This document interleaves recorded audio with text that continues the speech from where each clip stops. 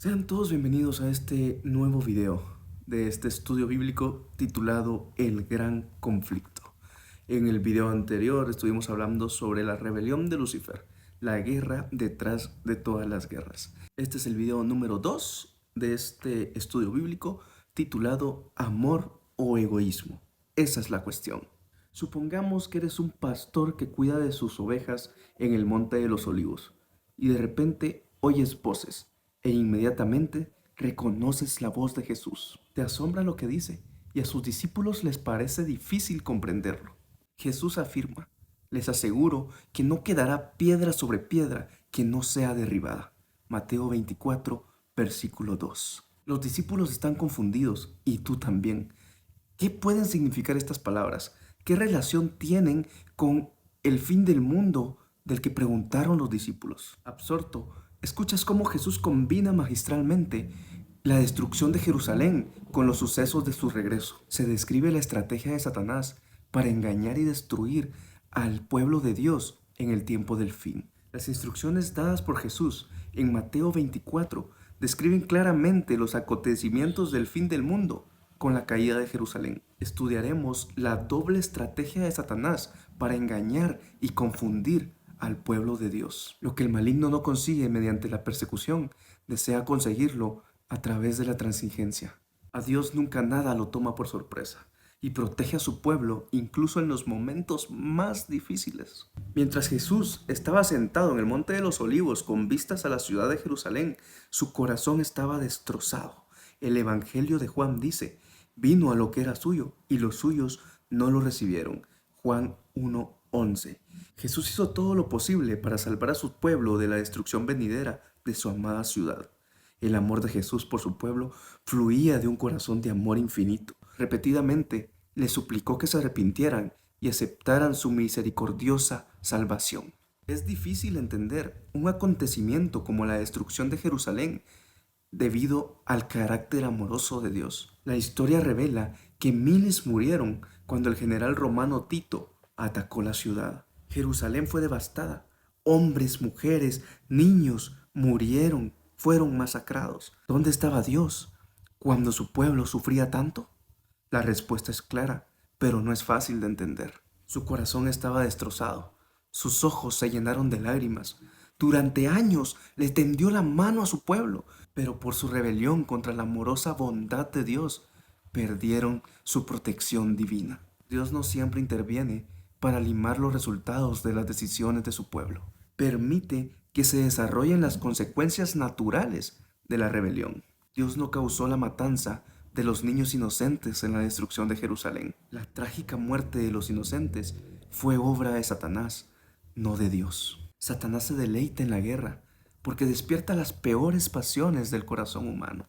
A lo largo de los siglos ha sido su propósito matar y destruir para luego culpar a Dios por sus acciones. Es bueno recordar que la mayoría de cristianos que vivían en el año 70 después de Cristo, en la destrucción de Jerusalén, eran de origen judío.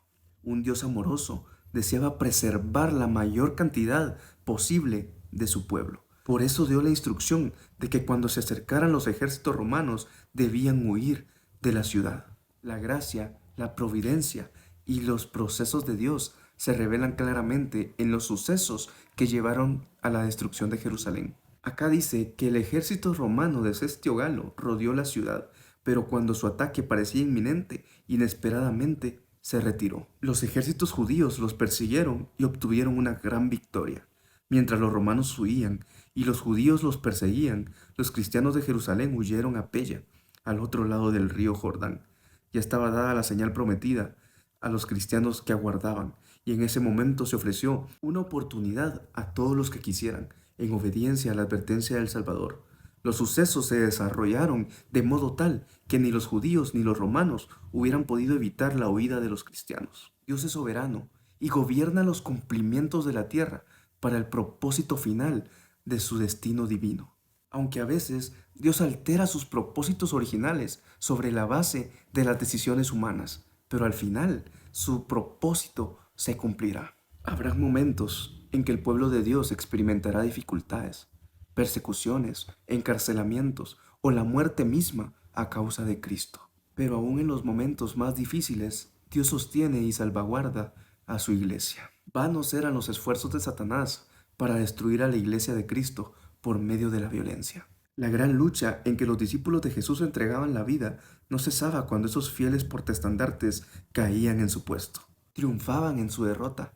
Los siervos de Dios eran asesinados, pero su misión seguía siempre adelante. Durante los primeros siglos del cristianismo, la iglesia cristiana creció rápidamente a pesar de los encarcelamientos, persecuciones y matanzas. Los creyentes fieles totalmente comprometidos con Cristo, llenos del Espíritu Santo, proclamaban su palabra con poder y decenas de miles de personas se convertían y su vida cambiaba. Acá dice que los discípulos soportaron amenazas, encarcelamientos, persecución y la muerte misma, pero con el poder del Espíritu Santo proclamaron valientemente al Cristo resucitado y las iglesias se multiplicaron por toda Judea, Galilea y Samaria.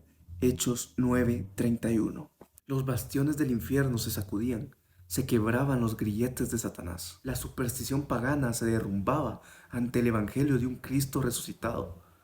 El cristianismo triunfaba ante todo pronóstico. Los discípulos ya no se escondían en el aposento alto, y el miedo se dispersó como una sombra que se desvanece. En su lugar, la fe llenó el corazón de los discípulos. Una visión de un Cristo resucitado les dio una nueva motivación para vivir. Nuestro Señor no solo les había dado la gran comisión, sino también la gran promesa. Acá dice, pero recibirán poder cuando venga sobre ustedes el Espíritu Santo, y me serán testigos en Jerusalén, en toda Judea, en Samaria y hasta lo último en la tierra. Hechos 1:8. El Evangelio penetró hasta los rincones más remotos de la tierra. Y aunque el último de los discípulos, Juan, murió a finales del siglo I, otros recogieron la antorcha de la verdad y siguieron con la misión que tenían. A pesar de los ataques crueles del diablo, la iglesia cristiana creció rápidamente. La iglesia cristiana primitiva crecía, no solo porque sus miembros predicaban el Evangelio, sino porque lo vivían. Los creyentes imitaban el ministerio de Cristo, que recorría toda Galilea enseñando en las sinagogas, predicando el Evangelio del reino y sanando toda enfermedad y dolencia de la gente. Jesús se preocupaba, se interesaba profundamente por la gente, y lo mismo hacía esta iglesia del Nuevo Testamento. Fue este amor abnegado y el compromiso de satisfacer las necesidades humanas, combinadas con la difusión de las buenas nuevas del Evangelio, con el poder del Espíritu Santo, lo que tuvo tanto impacto en el mundo en los primeros siglos de la iglesia cristiana. Estos creyentes del Nuevo Testamento siguieron el modelo de Cristo, a quien, como expresó Pedro, Dios ungió con el Espíritu Santo y con poder pasó haciendo el bien y sanando a todos los oprimidos por el diablo, porque Dios estaba con él. Hechos 10:38. La iglesia de Cristo era su cuerpo en la tierra, y también expresó el amor abnegado de Cristo por la humanidad herida y quebrantada. Estos creyentes eran ejemplos vivos de la compasión de Cristo. En Juan 10:10, Jesús revela su plan para cada uno de nosotros. El ladrón no viene sino a hurtar, matar y destruir. Yo he venido para que tengan vida y para que la tengan en abundancia. Él anhela que estemos físicamente sanos, mentalmente alerta, emocionalmente estables y espiritualmente enteros. Esto es especialmente cierto a la luz de la promesa de su segunda venida. Este mundo enfrenta una enorme crisis. Las mismas predicciones de Jesús en Mateo 24 y Lucas 21 anticipan condiciones catastróficas en la tierra antes de su venida. Cuando Cristo nos toca con su gracia sanadora, anhelamos alcanzar a otros con el toque de Cristo para que puedan ser sanados. Jesús nos envía a un mundo quebrantado como embajadores de Cristo para tocar a otros con su amor. El cristianismo del Nuevo Testamento se caracterizó por el amor de los cristianos entre sí y por sus comunidades.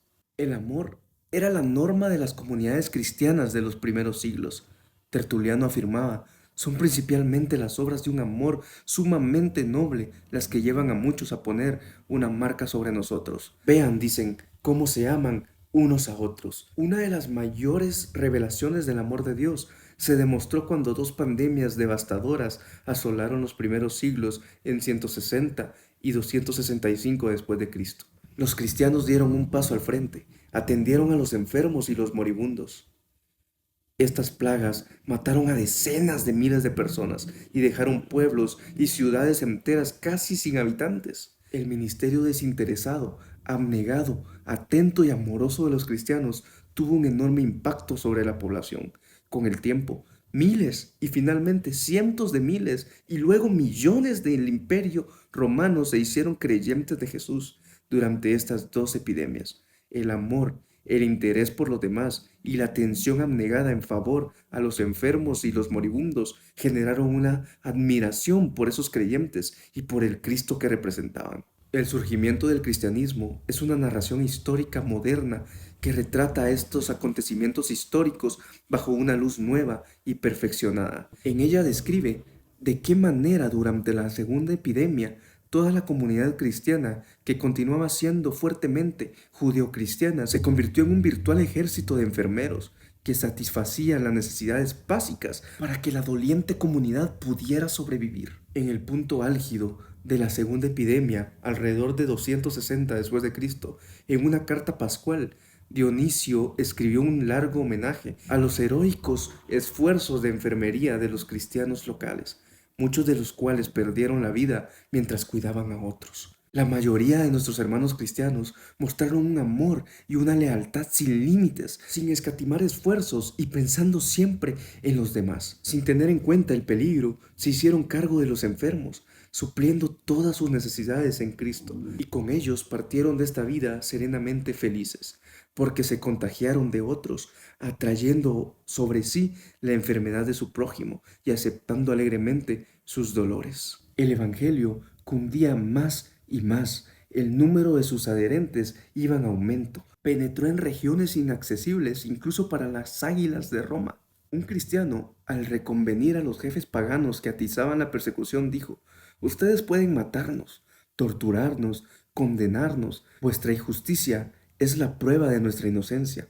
De nada les vale vuestra crueldad». Solo era una invitación más poderosa para atraer a otros a su creencia. Cuanto más somos abatidos, tanto más crecemos en número, que la sangre de los cristianos es semilla. La providencia misteriosa que permite que los justos sufran persecución por parte de los malvados ha sido causa de gran perplejidad para muchos que son débiles en la fe. Incluso algunos se sienten tentados a abandonar su confianza en Dios porque les permite que los hombres más viles prosperen, mientras que los mejores y los más puros sean afligidos y atormentados por el cruel poderío de aquellos. ¿Cómo es posible, dicen ellos, que uno que es todo justicia y misericordia y cuyo poder es infinito, tolere tanta injusticia y opresión? Esta es una cuestión que no nos incumbe. Dios nos ha dado suficiente evidencia de su amor y no debemos dudar de su bondad, porque no entendemos los actos de su providencia. Preguntas para dialogar. ¿Qué valor tiene la persecución? ¿Por qué crees que Dios permite que su pueblo sufra a veces? Si un amigo te hiciera esta pregunta, ¿qué le responderías? ¿Dónde está Dios en mi sufrimiento? Si Él me ama, ¿por qué estoy pasando por un momento tan difícil? Te invito a que respondas estas preguntas en los comentarios y nos vemos en el próximo video. Que Dios te bendiga.